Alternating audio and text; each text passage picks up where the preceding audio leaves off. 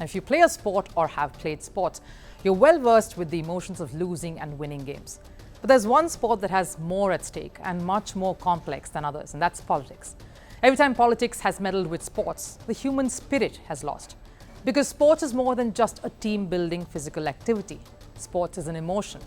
Growing up, children often look up to sports stars. In football, there's Lionel Messi and Cristiano Ronaldo. In cricket, there's Sachin Tendulkar and Mahendra Singh Dhoni.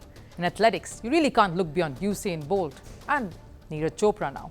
Boxer Mary Kom has inspired thousands across the world. Many women too to take up a sport as rough and raw as boxing. And of course, Simone Biles is the guiding beacon in gymnastics. Athletics and players often go beyond the playing fields. They shape the lives of thousands of people. But every time there is a political disagreement or a war between nations, sports is the first to suffer. Whether it's a Saudi Pro League club refusing to play in Iran over the statue of an assassinated general, or world's sporting bodies taking a call to stop games in countries where security has become volatile. Somehow sports has found itself in the thick of political muck, the fall guy to the whims and fancies of political top brass. The most recent example is what's happening in Israel. There is an all-out war, and the security or the lack of it has made the environment rather dangerous to play sports. The Union of European Football Association, or UEFA, has postponed all football matches that were scheduled in Israel for the next 2 weeks. The matches that have been affected include the Euro 2024 qualifier between Israel and Switzerland, which was scheduled for the 12th of October, and Israel's Under-21 Euro Championship matches against Estonia and Germany. A football tournament involving Israel, Belgium, Gibraltar and the Wales also delayed. This 4-nation tournament was set to begin today and go on till the 17th of October. And finally, Israel's Euro 2024 qualifier against Kosovo, which is scheduled for the 15th of this month, has also been shifted. UEFA is saying that it is unsure when the matches will even happen. Apart from the teams, the fans suffer too. The fans who are the very integral reason a sport grows, matures. Israel is known for having a massive football fan following. In fact, their fans are some of the loudest and most creative ones in the stands. But with the turmoil Israel suddenly finds itself in, it's highly unlikely that any sporting events will be taking place in Israel anytime soon. And this isn't the first instance the world is witness to this repeating over and over.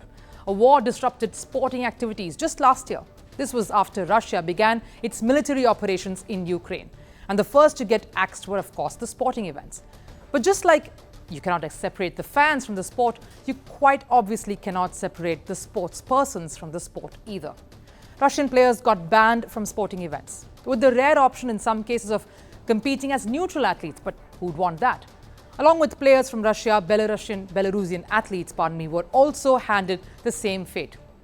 The question we want to ask is, should athletes suffer for the action of politicians? It seems to be the case already, though some decisions, few and far in between, seem to indicate a change. UEFA wants to bring back Russian and Belarusian teams to play football. Russia's return to football is confirmed for at least the under-17 teams. There is speculation now, though, that Russian Paralympic athletes will be allowed to play in the 2024 Paris Olympics. Here's what the Paralympic Committee had to say. And again, it's something that both organizations are aware of, that we may have different decisions. The organizing committee is aware of, and the French government is aware of, that we may have two different approaches when it comes to Russia and Belarus participation at both the Olympic and the Paralympics. Now, this means that officials in the Olympic Committee want Russian players to compete. And now the ball, though, is in France's court. We'll have to wait and see if the Paris Olympics will indeed see Russian athletes participating. Back home, cricket fans, of course, in India and Pakistan are all too familiar with this. It's become a part of the psyche, of our subconscious. Cricket and politics are strange bedfellows. Every time there have been skirmishes between the two countries, and there have been quite a few, cricket is the first to get cancelled. Bilateral series between India and Pakistan have become a thing of the past. It's in cold storage now. India last toured Pakistan for a series in 2006. That's 17 years ago. And the last time Pakistan came to India was in 2012. That too for a short white ball series. Even during the Asia Cup last month, the Indian team refused to play in Pakistan, citing security concerns. So Sri Lanka became the neutral venue for these matchups and, of course, the knockouts. And this has become a sort of a phenomenon. Every time India and Pakistan want to play cricket or are forced to face off, they find neutral grounds that will host them. A slow death for the passionate cricket-loving fans across both sides. The Sharjah Cricket Stadium in the United Arab Emirates has been the facilitator for this time and again. Now, is this the future of sports? Will wars and political enmity drive players and athletes to neutral venues? It seems like a temporary solution, but something is better than nothing. Cricket has found a way to go around political restrictions. We hope other sporting bodies find similar solutions and let sports continue playing a positive impact on society. After all, the athletes of today inspire the future generation, and that's a cycle you want to propagate. It's the dream of every cricketer, the ultimate glory. Few manage to keep their date with destiny, but for many, it's been heartbreaks and a cross to bear.